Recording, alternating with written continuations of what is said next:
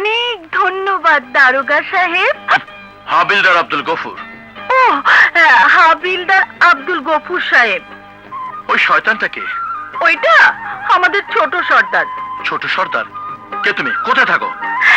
ওই পাহাড়ের পেছনে আমাদের সাঁওতাল বস্তি। আমি সর্দারের মেয়ে।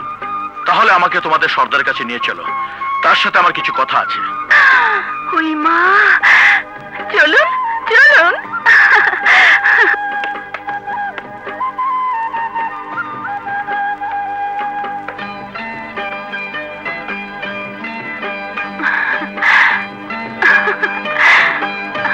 আসুন হাবিলদার সাহেব,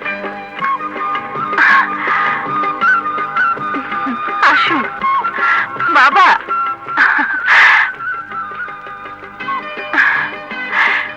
বাবা, হাবিলদার সাহেব তোমার সঙ্গে দেখা করতে এসেছেন। সালাম হাবিলদার সাহেব।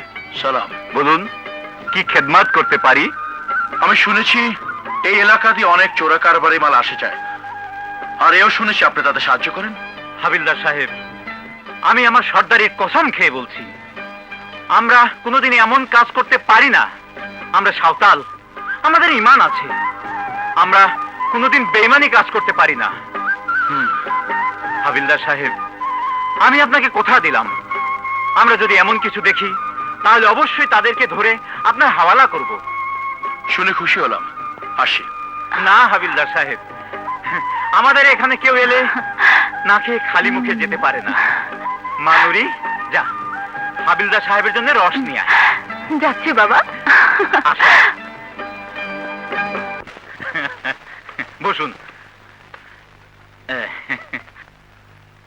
সর্দার, রস টস খেয়ে আবার নেশা হবে না তো? আরে না না, আপনি হলেন জোয়ান তাগড়া মানুষ, আপনার মতো মানুষ এক হাড়ি কেন 10 হাড়ি খেলেও নেশা হবে না। কই রে মানুরি? হাবিলদার সাহেব, এই নিন রস। এই রস একবার খেলে আমাকে কোনোদিন ভুলতে পারবেন না। তোমার রস না খেলেও তোমাকে আমি ভুলতে পারতাম না। ওই মা, কেন? তোমার যে কণ্ঠ আমি শুনেছি তা ভোলার নয়। ওই মা, শুধু কণ্ঠ? সবাই বলে আমি নাকি এখানকার সেরা সুন্দরী, তাই অনেকে আমাকে বিয়ে করতে চায়। তোমাকে বিয়ে করতে চাওয়াটা কারো অপরাধ নয়, আসলে তুমি খুব সুন্দরী। ওই মা, আপনিও বলছেন? হ্যাঁ, ঠিক, ঠিকই বলেছেন। দেখলেন না, ছোট সর্দার আজ আমাকে নিয়ে। জাবরু, কি করেছে তোকে? ও আমাকে নষ্ট করতে চেয়েছিল। জাবরু!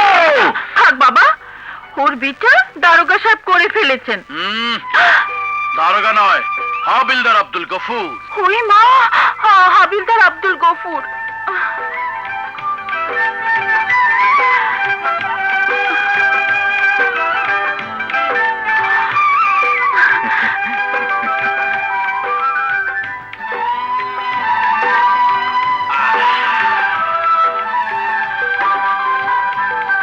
চলে সর্দার।